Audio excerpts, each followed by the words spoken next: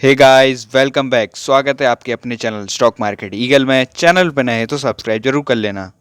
तो इस वीडियो में हम बात करेंगे टाटा की एक दिग्गज कंपनी के ऊपर जिसने एक साल में 363% के रिटर्न दिए हैं और अब एएसएम लिस्ट में भी शामिल हो चुका है। मैं बताऊंगा क्यों हो गया है, बाय का लेवल बताऊंगा, सेल कब करना है ये भी बताऊंगा, जिससे आपसे कोई गलती ना हो। बेस्ट स्ट्रेटेजी बताऊंगा और कंप्लीट डिटेल्ड स्टॉक एनालिसिस करेंगे।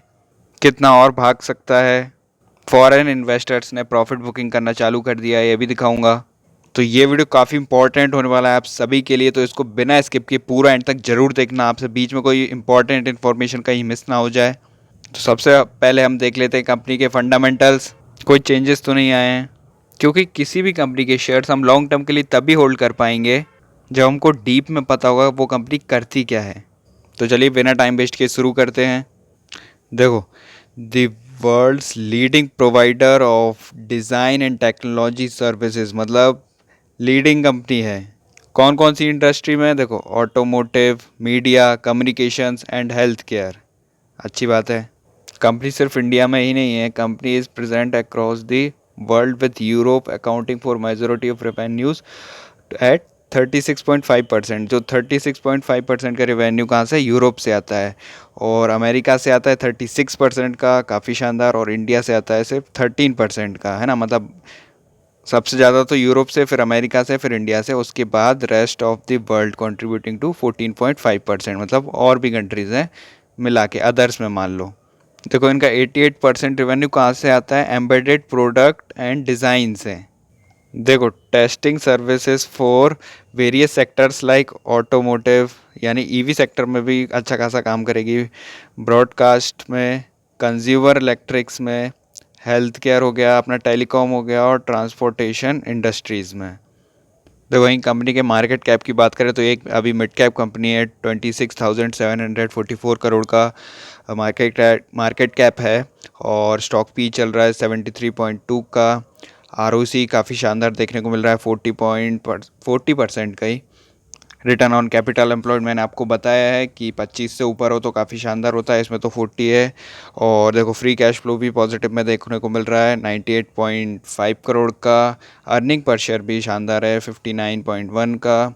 और देखो, आरओई भी, रिटर्न ऑन इक्विटी 29.9% का चल रहा है, ये भी 25 से ऊपर अच्छा होता है। फेस वैल्यू अभी 10 का चल रहा है, मतलब आगे कभी कंपनी स्टॉक स्प्लिट भी कर सकती है। डेप्ट मामूली सा है, यानी कर्जा 73.2 करोड़ का। वहीं प्रोज की बात करें तो कंपनी इज़ ऑलमोस्ट डेप्ट फ्री, अपन ने अभी देखा। Company is a good return on equity, track record 3 साल का रिकॉर्ड है आरओई का 29.69% का, ये भी काफ़ी अच्छी बात है। और company has been maintaining a healthy dividend payout of 50.11%। Dividend भी देती है अच्छा खासा कंपनी। वहीं कॉन्स की बात करें तो देखो, stock is trading at 19.78 times it's book value, मतलब काफ़ी ऊपर ट्रेड कर रहा है। The company has delivered a poor sales growth of 11.18% over past 5 year, ये एक नेगेटिव पॉइंट है। भाई देखो, पीयर कंपैरिजन में फोर्थ नंबर पे आती है मार्केट कैप के अनुसार। देखो, वहीं पीजी चल रहा है 3.89 का। मैंने आपको बताया 1 के बराबर होता है तो फेयर वैल्यू होती है, 1 के नीचे होता है पीजी तो अंडर वैल्यू होता है स्टॉक, और 1 के ऊपर होता है तो ओवर वैल्यूड हो जाता है स्टॉक। भाई देखो, अगर सेल्स की बात करें तो आपको हमेशा ऊपर ही जाते हुए मिलेगी, एकदम सीधा ऊपर, कहीं पे रुकावट नहीं है। आप देख सकते हो, मार्च 2021 तक हुआ है कितना?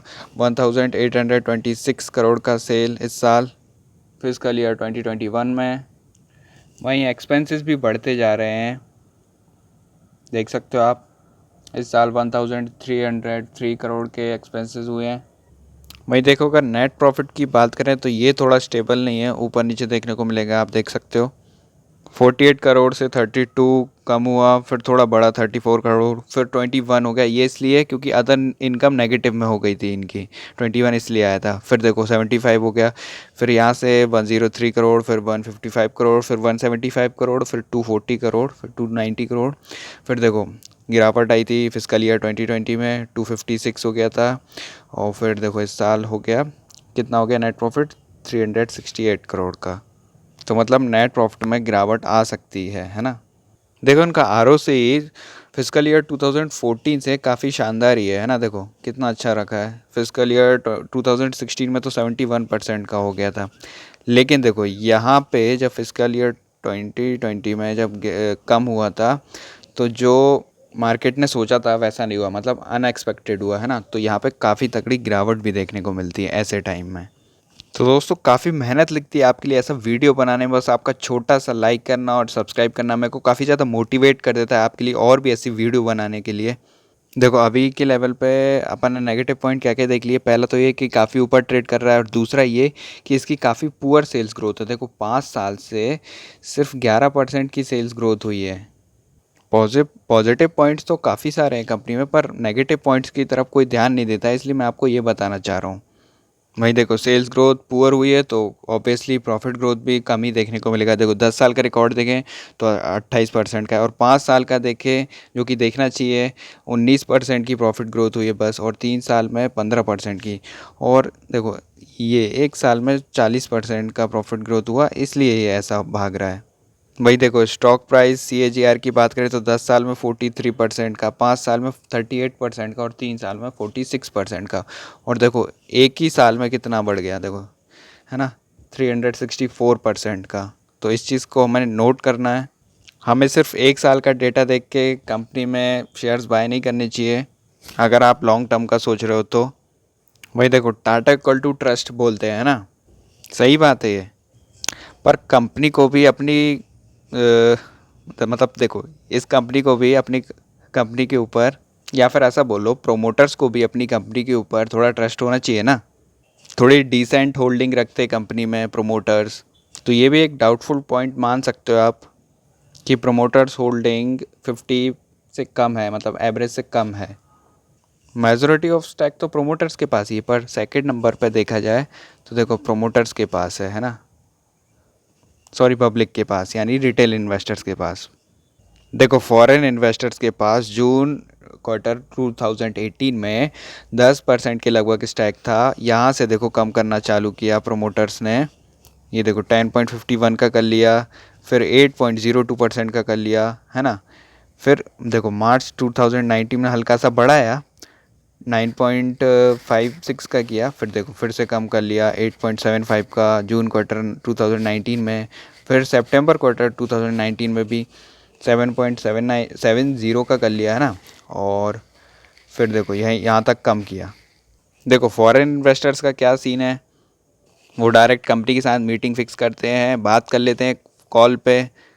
हाँ बताओ आपका फ्यूचर ग्रोथ क्या है, क्या करने वाली कंपनी, तो उसको देखते हुए ये लोग शेयर्स बाय या सेल करते हैं। और ये तो पहला पॉइंट हो गया। और दूसरा इनको दिखना चाहिए, मतलब इनको रिजल्ट्स चाहिए। ऐसा नहीं बोल दिया कंपनी में तो मान लिया, इनको रिजल्ट्स भी चाहिए। रिजल्ट्स एक क्वार्टर में थोड़े से कम आए, इन्होंने बेच दिया, फिर बढ़े तो फिर खरीद लिया, ऐसा चलता है इनका।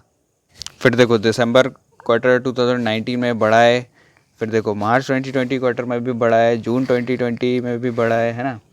फिर सितंबर में भी 11.75 के कर लिए, और फिर अपना दिसंबर 2020 क्वार्टर में भी बढ़ा है। पर देखो यहाँ पे प्रॉफिट बुकिंग चालू कर दिया है ना। दिसंबर क्वार्टर 2020 में 12.62% के स्टैक थे, पर मार्च क्वार्टर 2021 में 12.07 के कर लिए, मतलब कम कर लिए, है ना। क्योंकि उनको ये सही प्राइस लगा सेलिंग के लिए। जब उनको बाइंग का कोई सही प्राइस लगेगा तो वो बाय भी कर लेंगे। भाई देखो DIs ज़रूर बढ़ाए हैं, अपना स्टैक DIs ने ज़रूर बढ़ाया है, 5.32% का कर लिया है। ये देखो एक साल में कितने 363.64% के रिटर्न दिए, ठीक है। वहीं 5 साल में देख लो लगभग 400% के, है ना। मतलब देखा जाए तो कंपनी ने जो 4 साल में रिटर्न दिए थे पिछले, वो कंपनी ने 1 साल में ही दे दिए उतने। तो ये भी एक डाउटफुल पॉइंट हो जाता है कंपनी के लिए। ये देखो red flag found stock in ASM list में आने लगा ये स्टॉक। देखो वैसे तो ASM लिस्ट में आने के कई सारे कारण होते हैं, पर ये स्टॉक क्यों आ रहा है, क्योंकि इसकी प्राइस अनजस्टिफाइड है, मतलब कोई बता नहीं सकता, कुछ तो भी हो रहा है। एक साल में 363% की रिटर्न दे दिए, जो 5 साल में 396 के दिए थे। जब अनजस्टिफाइड होती है स्टॉक की प्राइस तो भी आने लगता है ASM लिस्ट में। वहीं देखो पी रेशो की और सेक्टर पी की बात करें तो देखो 72.66 का चल रहा है कंपनी का पी, और सेक्टर पी कितना चल रहा है 32 का, मतलब लगभग डबल से भी ऊपर। और देखो वहीं पीवी रेशो की बात करें तो 19.78 का चल रहा है, वहीं सेक्टर पीवी चल रहा है 7.96 का। तो कंपनी तो काफ़ी ऊपर ट्रेड कर रही है अभी। वहीं प्रॉफिट ग्रोथ की बात करें तो ये भी एकदम स्टेबल नहीं है कि सीधा ऊपर की तरफ ही आपको बढ़ते हुए दिख रहा हो, थोड़ा सा अनस्टेबल है। देखो अपन ने बाकी सबका तो देख लिया, अब म्यूचुअल फंड्स का देखते हैं ना। जून क्वार्टर 2020 में 2.44% के स्टैक थे म्यूचुअल फंड्स के पास। वहीं 2.44 से 2.83% का लिए म्यूचुअल फंड्स ने सितंबर क्वार्टर में 2020 में, है ना, स्टैक बढ़ा लिए। 2.83% से 3.48% कर लिए म्यूचुअल फंड्स ने दिसंबर 2020 में, यहाँ पे भी बढ़ा लिए। 3.48% से 3.99% लगभग 4% के स्टैक कर लिए हैं अभी मार्च क्वार्टर 2021 में। तो ये एक पॉजिटिव पॉइंट हो जाता है कंपनी के लिए कि म्यूचुअल फंड्स इंटरेस्ट दिखा रहे हैं। पर ये ध्यान रखना इसमें मार्च तक का डेटा है ना, अप्रैल मई जून इनमें क्या हुआ है वो आगे पता चलेगा। मतलब मैं बोलना चाहता हूँ कि जब मार्च क्वार्टर में जो प्राइस चल रही थी उस पे उठाया है म्यूचुअल फंड्स में, अभी की प्राइस पे नहीं उठाया है। अब हम कर लेते हैं टेक्निकल एनालिसिस।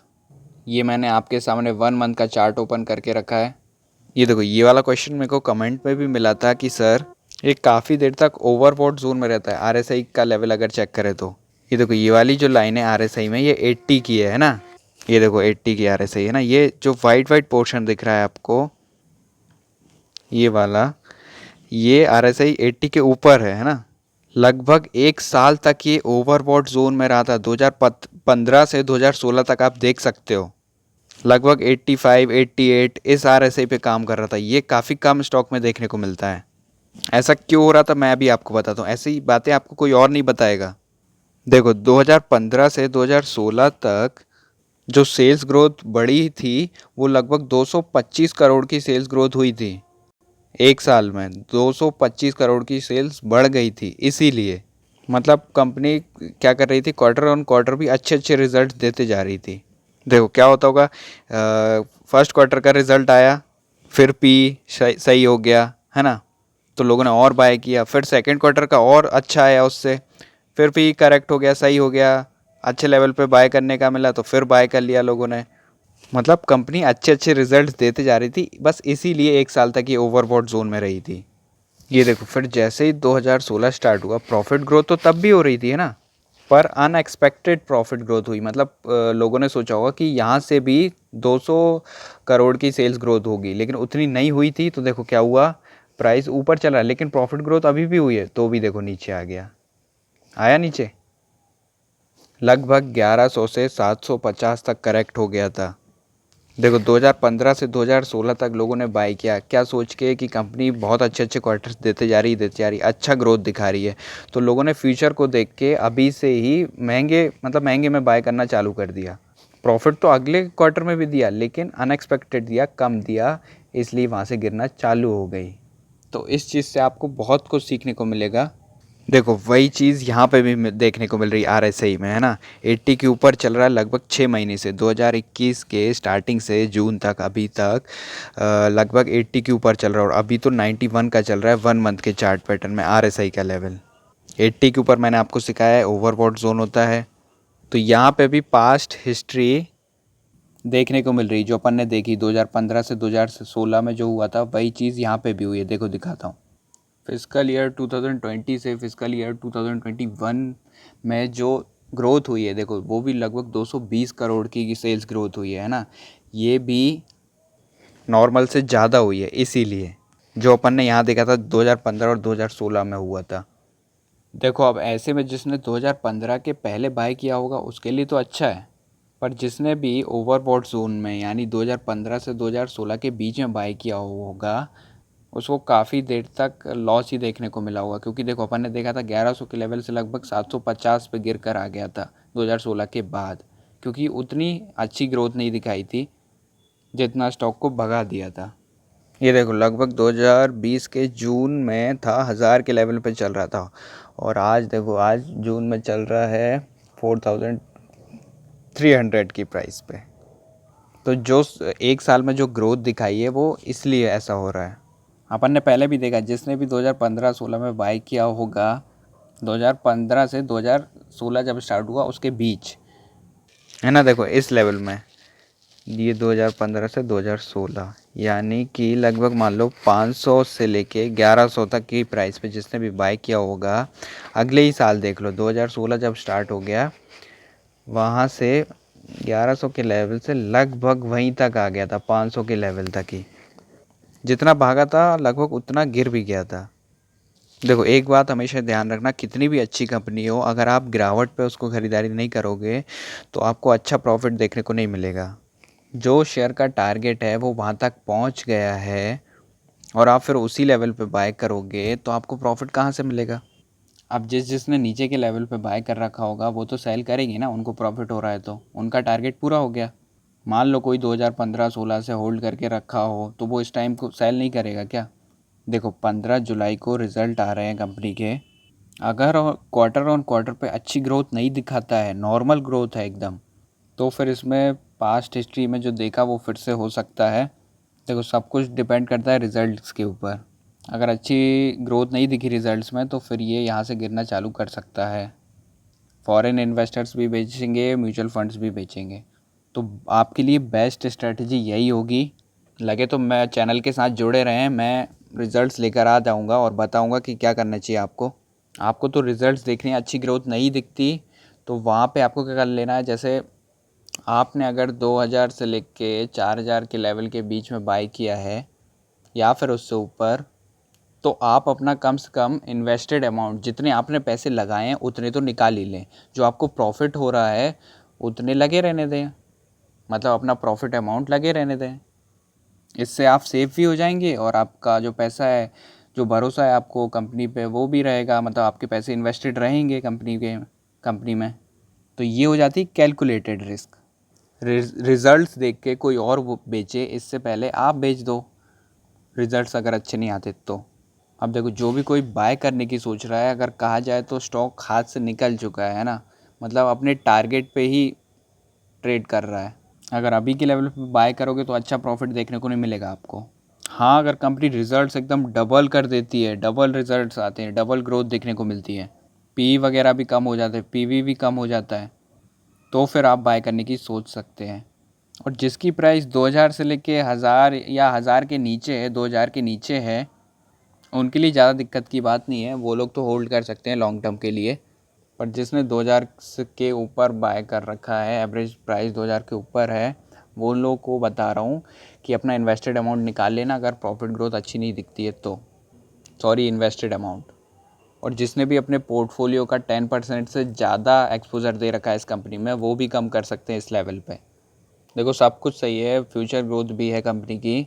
अगर आप अभी सेल नहीं करोगे तो जिस लेवल पे आपने बाय किया, मान लो 3000 के लेवल पे बाय करा है, तो उस लेवल पे वापस आ जाएगा तो आपको क्या रिटर्न मिला। हमने बाय किया है किसी स्टॉक में तो हमको ये भी पता होना चाहिए कि हमको सेल कब करना चाहिए। मैं सिखाऊंगा ये वाली बात आपको कि कब सेल करना चाहिए। और रही बात भागने की, अगर रिज़ल्ट्स अच्छे आते हैं, अच्छी ग्रोथ दिखती है तो ज़रूर भागेगा। अब देखो जिसको भी बाय या सेल करना है, सब कुछ रिज़ल्ट्स के ऊपर ही डिपेंड करता है, तो अपन को रिज़ल्ट्स का वेट करना होगा। देखो भाई 1 मंथ का RSI काफ़ी ऊपर चल रहा है, 91.13 का चल रहा है, मतलब पिछले पास्ट हिस्ट्री से भी ज़्यादा। वहाँ पे 88 का टच किया था हाई, यहाँ पे 91.13 का चल रहा है। अगर कोई एक्सपोज़र कम करना चाहता है, लग रहा है कि सही लेवल है, तो मतलब ये सही लेवल है, आप थोड़ा बहुत एक्सपोज़र कम कर सकते हैं, थोड़े बहुत शेयर्स निकाल सकते हैं। भाई देखो 1 वीक में जो हाई लेवल RSI टच किया है, लगभग 91 का टच किया है 1 वीक में, और अभी चल रहा है 75.19 का RSI 1 वीक में, 1 वीक के चार्ट पैटर्न में। वही वन डे में RSI चल रहा है 67 का। तो दोस्तों मुझे पता है आपको बहुत कुछ सीखने को मिला होगा इस वीडियो से, काफ़ी डिफरेंट चैनल है ये। अभी भी कोई डाउट हो तो कमेंट ज़रूर कर देना। कोई और आपका दोस्त कंफ्यूज्ड हो या रिलेशन में कोई कंफ्यूज्ड हो, उसको नहीं पता हो कब बाय करना चाहिए, कब सेल करना चाहिए, तो उसके साथ ये वीडियो ज़रूर शेयर करना, उसको काफ़ी मदद मिलेगी इस वीडियो से। और आपने अभी तक चैनल को सब्सक्राइब नहीं किया तो चैनल को सब्सक्राइब ज़रूर कर लें, आपको बहुत कुछ सीखने को मिलेगा, काम आएगा आपको। क्योंकि दोस्तों बाज की नज़र कभी कमज़ोर नहीं होती। Also motto of our channel stock market eagle. मिलते हैं अगली वीडियो में किसी अच्छी इन्फॉर्मेशन के साथ। जय हिंद दोस्तों, गुड बाय।